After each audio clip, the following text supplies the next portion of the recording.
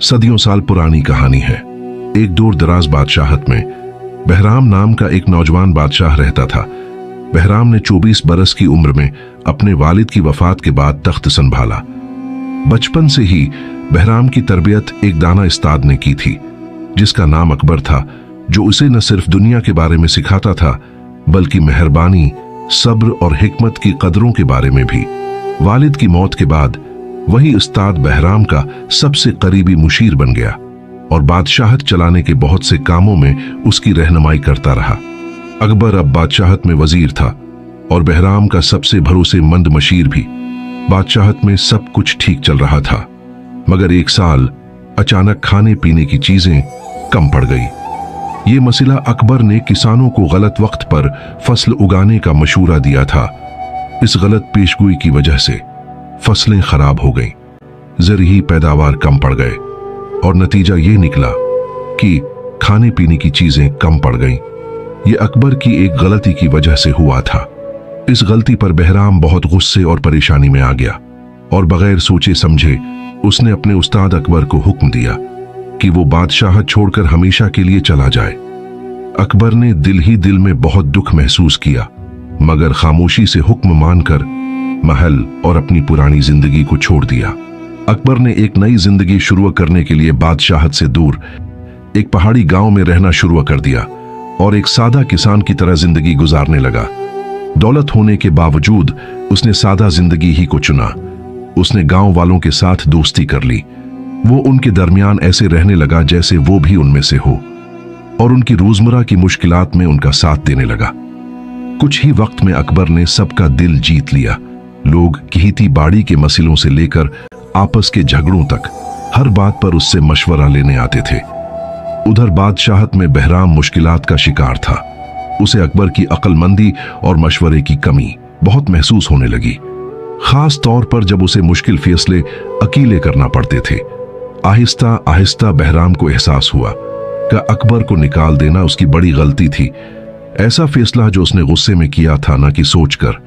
इस गलत फैसले की वजह से पछतावे ने बहराम को घेर लिया और फिर उसने यह फैसला किया कि वो अकबर को वापस बुलाएगा। बहराम ने सिपाहियों को भेजा कि वो उसे ढूंढ कर वापस लाएं। दिन गुजरते गए, दिन हफ्तों में बदल गए, मगर अकबर का कोई पता न चला। बादशाहत बहुत वसीआ थी और किसी को मालूम नहीं था कि वो कहां गया है। फिर बहराम के ज़हन में एक पुराना तरीका आया, वही जो कभी अकबर ने उसे सिखाया था।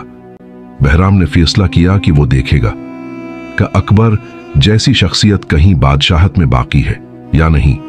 उसने हुक्म दिया कि हर गांव के सरदार को एक खत और मिट्टी का बर्तन भेजा जाए। खत में लिखा था कि 1 महीने के अंदर इस बर्तन को हिकमत से भरकर वापस भेजा जाए।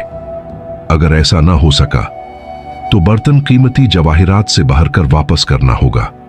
ये बर्तन और खत उस गांव तक भी पहुंचा जहां अकबर रहता था। गांव का सरदार इस अजीब हुक्म को समझ न सका, इसलिए फौरन गांव वालों के पास चला गया। गांव वाले खौफजदा होने लगे, ये सोचते हुए कि वो बादशाह की इस अजीब दरख्वास्त को पूरा न करने पर सजा न पाए। घबराहट भरे चेहरों के साथ वो अकबर की तरफ मुड़े और बोले, बराहे मेहरबानी हमारी मदद करें, आप ही हैं जो उसका हल निकाल सकते हैं। अकबर ने सोचा कि हिकमत को किसी बर्तन में नहीं डाला जा सकता और वो जानता था कि गांव वालों के पास इतने जवाहरात भी नहीं हैं कि वो बर्तन को भर सकें। अकबर सुकून से उनके दरमियान बैठा और उन्हें तसल्ली देते हुए कहा, ये बर्तन मुझे दे दें, मैं तुम्हें यकीन दिलाता हूं कि महीने के आखिर तक ये हिकमत से भरा होगा। गांव के सरदार ने पूछा, आप क्या करने का इरादा रखते हैं? अकबर ने सिर्फ मुस्कुराकर जवाब दिया, मैं अभी नहीं जानता, लेकिन वक्त के साथ मुझे यकीन है कि हल मिल जाएगा। गांव वालों ने अकबर की हिकमत पर भरोसा किया और उम्मीद के साथ बर्तन उसे दे दिया कि वो कुछ सोच लेगा। अपने खेत की खामोशी में अकबर इस मसले पर गौर करता रहा। अचानक उसने करीब एक छोटी कद्दू की बेल को उगते हुए देखा। उसके ज़हन में एक ख्याल आया। नरमी से उसने एक छोटा सा कद्दू बर्तन के अंदर रखा, बगैर बेल से काटे हुए। दिन गुजरते गए, वो उसे पानी देता रहा और वक्त के साथ वो कद्दू बढ़ता गया कि वो इतना बड़ा हो गया कि पूरा बर्तन भर गया। और निकालना मुमकिन न रहा। आखिरकार अकबर ने बैल को काट दिया और पूरा बड़ा हुआ कद्दू बर्तन के अंदर ही छोड़ दिया। फिर उसने बर्तन बादशाहत वापस भेज दिया, बिल्कुल वैसा ही जैसे बादशाह ने कहा था। जब बादशाह बहराम को बर्तन मिला तो वो हैरान रह गया कि इसमें तो एक बड़ा सा कद्दू भरा हुआ है। मुस्कुराते हुए वो बोला, इतना बड़ा कद्दू बर्तन के अंदर उगाना अकबर के अलावा कोई नहीं कर सकता। इसे अंदाजा हो गया कि ये चालाक हल सिर्फ अकबर का ही हो सकता है। बगैर किसी ताखीर के बहराम ने खुद निकलने की तैयारी की।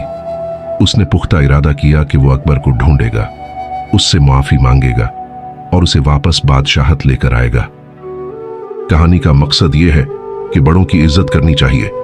अगर वो किसी काम में गलती भी करे तो उन्हें प्यार से समझाना चाहिए, क्योंकि गलती तो हर इंसान से होती है। ये कहानी हमें यह भी सिखाती है कि गुस्से में किए गए फैसले कितने खतरनाक साबित हो सकते हैं और कैसे ये लम्हों में बड़े बड़े मसले पैदा कर देते हैं। लिहाजा गुस्से की हालत में फैसले मत करें। तेज जज्बात इंसान की सोच को दंदला देते हैं और बाद में पछतावे का बायस बनते हैं। और दूसरा ये कि किसी भी मसले को हल करने से पहले खुद को पुरस्कून करें। पुरस्कून ज़हन ही वो फैसले करता है जो हमेशा बेहतरीन रास्ता दिखाते हैं। और वीडियो आखिर तक देखने का बहुत बहुत शुक्रिया।